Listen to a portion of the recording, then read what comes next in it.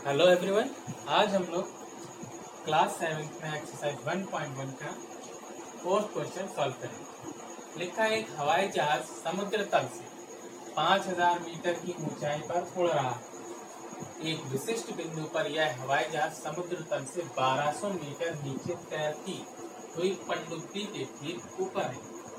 पनडुब्बी और हवाई जहाज के बीच की ऊर्ध्वाधर दूरी कितनी है? देखिए, इस तरह से आपका चित्र फिगर बना हुआ है। एक हवाई जहाज है जो समुद्र, ये रहा समुद्र आपका, ये समुद्र की गहराई, तो समुद्र तल से ऊपर 5000 मीटर की ऊंचाई पर है ये जहाज। और अगर इसी समुद्र तल से अंदर गहराई में देखें तो 1200 मीटर पे एक पनडुब्बी है, ठीक उसके नीचे। तो इन दोनों की बीच की दूरी आपको बताना, ऊर्ध्वाधर दूरी कितनी है। तो सबसे पहले हम लोग लिखेंगे क्या, हवाई जहाज की समुद्र तल से ऊंचाई। हवाई जहाज की समुद्र तल से ऊंचाई बराबर कितनी है? 5000 मीटर। 5000 मीटर। देखिए, ये है समुद्र तल, यहाँ से है, यहाँ से इतनी दूरी है 5000 मीटर। ये अब दूसरा आगे देखिए, लिखा है आगे पनडुब्बी के ठीक ऊपर है। तो पनडुब्बी की भी अब हमको मालूम है, पनडुब्बी की समुद्र तल से गहराई, पनडुब्बी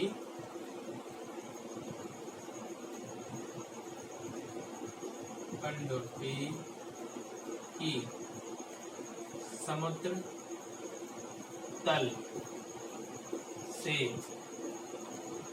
गहराई बराबर कितनी हो जाएगी? ये रहा समुद्र तल, उससे नीचे 1200 मीटर, 1200 मीटर ये गहराई है। तो देखिए, गहराई को लिखते हैं माइनस से और ऊंचाई को लिखते हैं प्लस से, ये याद रखिएगा। अब हमें चाहिए इनकी ऊर्ध्वाधर दूरी। तो ऊर्ध्वाधर दूरी इनकी आपस में, यहां से लेकर यहां तक की दूरी चाहिए आपको। तो इनकी बीच की ऊर्ध्वाधर दूरी बराबर, देखिए ऊर्ध्वाधर दूरी, या तो आप साइंस ये लिखा प्लस का 5000 यानी 5000 और माइनस का 1200 यानी 1200। अब जब हम इसकी ऊर्ध्वाधर दूरी निकालेंगे तो इस प्रकार से हमें क्या निकालना पड़ेगा? इसका अंतर, यहाँ से लेके यहाँ तक, बड़ी गिनती में से छोटी गिनती को क्या करना पड़ेगा? माइनस। तो यहाँ कितना हो जाएगा? ये माइनस माइनस प्लस हो जाएगा, ये हो जाएगा 1200 और ये 5000 प्लस का पहले से था। तो प्लस प्लस क्या हो जाएंगे? जुड़ जाएंगे। प्लस का निशान लिखते नहीं है, आपको समझाने के लिए लिखता था। ये कितना हो जाएगा? 5000 और 1000, 6000 और 200 इतने मीटर। अगर आप चाहते तो ये वाली लाइन भी नहीं लिखते तो भी हो जाता। क्यों? क्योंकि आपको इतनी दूरी ये चाहिए थी, 1200 ये हो जाती और 5000 ये, तो 1200 और 5000 जोड़ना था ये। लेकिन हमने आपको बताया डिफरेंस से, गहराई में होता ऋणात्मक और ऊंचाई में होता धनात्मक संख्या, इसलिए इससे ज्यादा सही है। ये हो गया आपका आंसर। अगला क्वेश्चन है आपका क्वेश्चन नंबर 5। मोहन अपने बैंक खाते में रुपए 2000 जमा करता है, अगले दिन इसमें से 1642 रुपए निकाल लेता है। यदि खाते में से निकाली गई राशि को ऋणात्मक संख्या से निरूपित किया जाता है तो खाते में जमा की गई राशि आप कैसे निरूपित करोगे?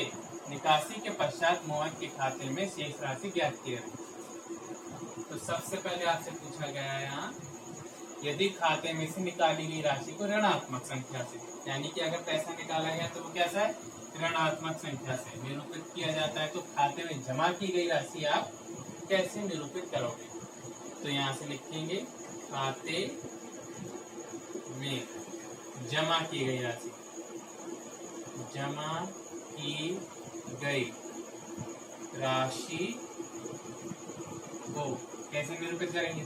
जब निकालने वाली ऋणात्मक है तो जमा करने वाली धनात्मक होगी। खाते में जमा की गई राशि को धनात्मक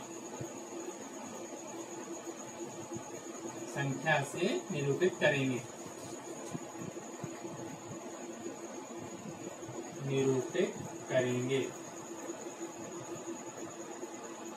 ये हो गया पहले का आंसर, इसी का जो पहला पार्ट था।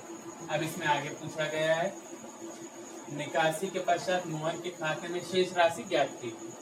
निकासी के पश्चात यानी कि निकालने के बाद, तो निकालने के पहले कितने थे? पहले लिखेंगे मोहन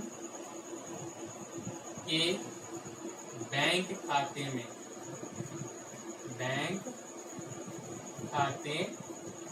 में रुपया कितना था? जमा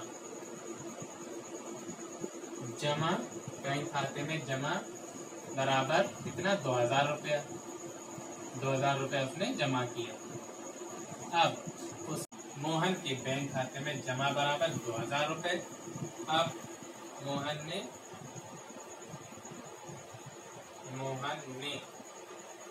बैंक खाते में से निकाले रुपये बराबर कितने हो जाएंगे? उसने निकाले थे 1642। अब पूछा गया निकालने के पश्चात कितने रुपए बचे? निकासी